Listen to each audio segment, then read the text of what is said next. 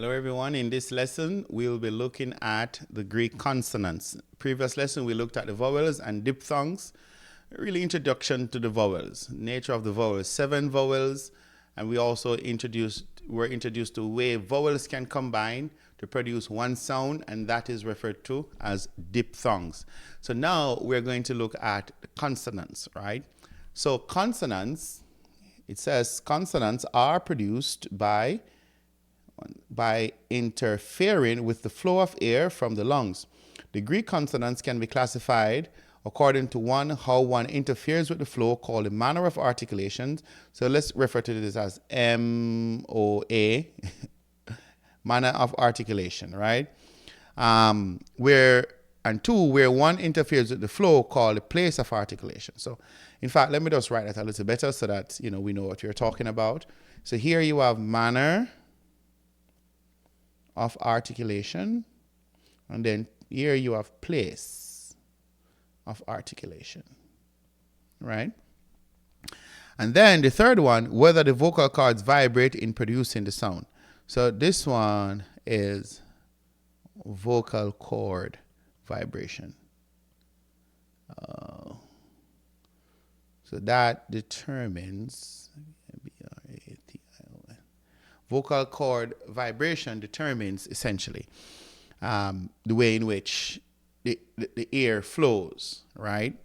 So this is how consonants are produced based on these 3 different areas, 3 different dimensions: the manner of articulation, the place of articulation, and the vocalic vibration, right? So manner of articulation involves either the complete interruption of the flow of air or the incomplete restriction of the flow. This distinction provides the basis for classifying consonants into stops, sometimes called mutes, as in b, beta, and delta. So if you notice, the flow of air is stopped, right? So those are referred to as mutes. And continuants, sometimes called fricatives, as in f. Notice the flow of air continues, so those are called fricatives, continuation of the flow of air. Phi,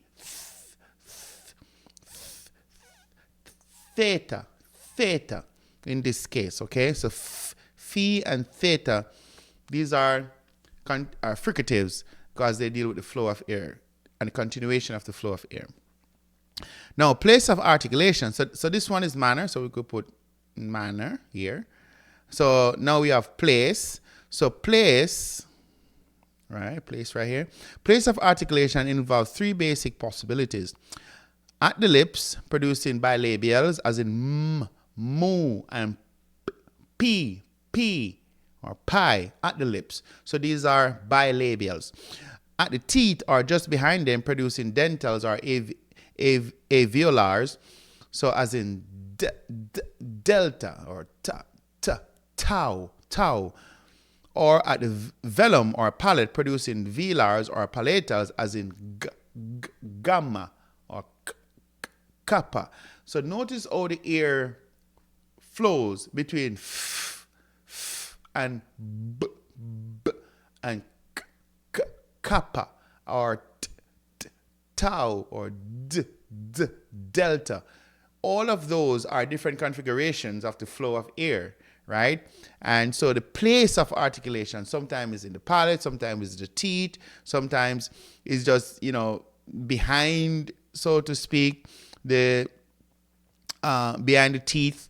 All of this at the lips, all of this helps to form a consonant. Maybe we don't think about it, but if you really stop and think about how a letter is formed and notice how air flows, how air stops, all that your tongue has to do for you to pronounce a certain letter, you realize how intricate it really is, which is what this is saying. He said, finally, and this is the third aspect now, the vibration aspect. Finally, the vibration or lack of vibration of the vocal cords distinguishes voiced consonants from unvoiced consonants. So he says, know the difference between beta and p or pi. Right? Greek also contains 4 sibilants or S sounds. So you have zeta, you have xi, you have sigma, and psi. So these are the 4 right here. Right? Here we have the 4 S. 4 S sounds, and they are referred to as sibilants because they have S included in their pronunciation. So you have the first one is zeta, zeta. Remember, you have a little DZ sound at the beginning, zeta.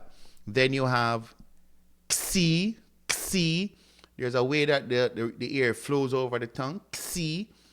And then you have sigma, and then you have psi, psi, like the PS in lips, L-I-P-S, lips, ps, lips, psi, right?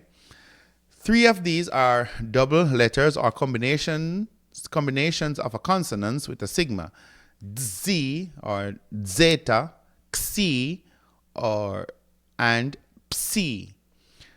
In addition, Greek has 3 aspirates or letters combined with an H. You have the theta, you have the phi, and you have the chi. So these are known as what? Aspirates. Why? Because they have an H included in them. Aspirates, right? Greek also has 4 nasals. What are the nasals? So called because the breath passes through the nose. So you have lambda, lambda. Breath pushes through the nose. You have mu, nu. And then you have ro, ro. Just notice what happened right as you stop pronouncing that word. Lambda. Do you notice how the breath just, when you stop, the breath passes through the nose? Notice when it says mu, nu. So the key is try pronouncing any of these 4 letters without breath coming through your nose and see what happens. Try pronouncing R-H-O. We say ro. Try pronouncing that without breath coming through your nose. See, it's very difficult.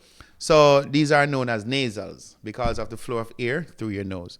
So it says acquaintance with these terms will simplify the introduction of certain concepts later in the text, which is what I pretty much said in the previous section.